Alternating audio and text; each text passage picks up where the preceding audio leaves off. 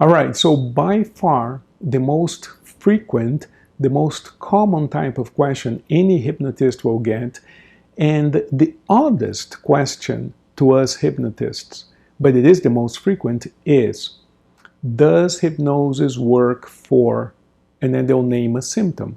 Does it work for weight loss? Does it work for insomnia? Does it work for toenail fungus? Does it work for, that is the most common question any hypnotist will have about what they do. You can ask any hypnotist, they'll tell you that is the most, what, they may not have thought about it, but if they think about it for a second, what's the most common question you get? You go to a cocktail party, you say you're a hypnotist, that is the most common question. The second most common is, can you make me? Can you make me quack like a duck? Can you make me bark like a dog? Can you make me walk on all fours? Can you make me? And hypnotists find both of those questions interesting, because it shows, it shows the understanding, or the level of understanding that the public at large has of the way we human beings operate and the way the mind operates. So number one, can you make me? I'm going to address that question. The answer is yes and no. Strictly speaking, the answer is no. Nobody can make you. We can force you, but that's almost like a criminal thing, right? They can put a gun to your head and say, do this. And if you're afraid of being, of being punished in some way, you might comply with that behavior. But that's not because of hypnosis. That's because of the coercion, the use of force or threat, right? So that's not a result of hypnosis. So with hypnosis, can I make you do something against your will? This question has been evaluated for at least 200 years. It's not a new question, as you can well imagine. And the answer to that question, study after study shows, the answer to that question is a resounding no. In other words, hypnosis is a consent state. The person has to willingly accept a suggestion in order for the suggestion to have an effect upon them. But if the person doesn't want to accept a suggestion, even in the hypnotic state, they are capable of refusing it. So there are books written about this topic. There's something that they sometimes call the principle of moral integrity, that, when a person says, yeah, but so-and-so made me do it, no matter how you spin that question, somehow the person wanted to do it, somehow. And that's all that, that's the truth. And sometimes it's uncomfortable, right? Some people do very destructive things, and they say that the devil made them do it, or maybe somebody else manipulated them, or, all kinds of influences upon us. And I have felt many times that there were influences upon me, but ultimately we did whatever we did because we did whatever we did. So can hypnosis make me do something entirely against my will? I have never seen that to be the case. I don't know that that is the case, because, if that could work, then we could cure all kinds of illnesses. We could do all kinds of things, even if you're not asking for it. I think that somebody would have already figured that out. And study after study shows that we can't really go against your integrity. It's about what you want. So the other question is, does hypnosis work for weight loss or whatever the case is, right? And hypnosis, so I just want to say this, that question is no different from saying, does a hammer work for house building? You would say a hammer is one tool that a skilled carpenter may use in the process of building a house. But the hammer doesn't build a house. So hypnosis is only one tool, an important tool, that a skilled therapist would use to help you achieve whatever results you want. So does hypnosis work for is a question only asked by people who ultimately are not willing to take responsibility for their own lives and results. Because the same person who asks, does hypnosis work for X? That's the same person that asks, can you make me Y?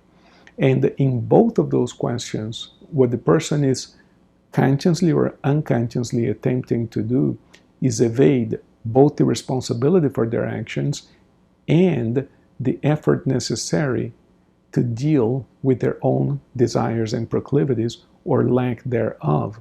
In other words, there is a resistance to dealing with who I am and what's going on with me. So then I say, well, since I'm not willing to address who I really am and what's going on with me, let me ask you, does what you do work to change the terrible results that I'm getting with my life without me having to change who I am?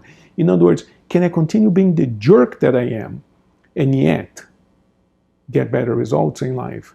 That's essentially what's underneath that question. And the answer is, the answer that I use to people, and it's a complicated thing, but oftentimes I say, well, that's not quite the right question to ask, and it becomes a debate, does it work for? The answer is yes. In other words, if a person has a particular problem and they want to address how their emotional makeup in some way is related to the problem that they're experiencing, then we can use hypnosis for that as a tool. And by changing their mindset, the outcome that they're getting will eventually change. But to say, well, I used hypnosis and as a result, I eliminated toenail fungus. Therefore, hypnosis works for toenail fungus. That kind of correlation, it kind of misses the point. We're not working on the actual phenomenon. We're working on the mindset that produces those phenomena. So for instance, if a person, I don't know why I picked this example. I had a teacher who used to use that as an example all the time, toenail fungus. And it's just kind of a funny example, so I sometimes repeat that. But if a person doesn't wash their feet, I guess, because they don't believe it's necessary. I'm making all of this up, right? And then they have this fungus on their toenails. And as a result of going into hypnosis, they develop a new mindset regarding personal hygiene. And now they start getting into this new hygiene procedure out of their own volition, out of their own desire. Eventually, the toenail fungus will go away. But that's not the same as saying that hypnosis works for toenail fungus. Hypnosis acts upon the mindset, the inner mind, the inner game.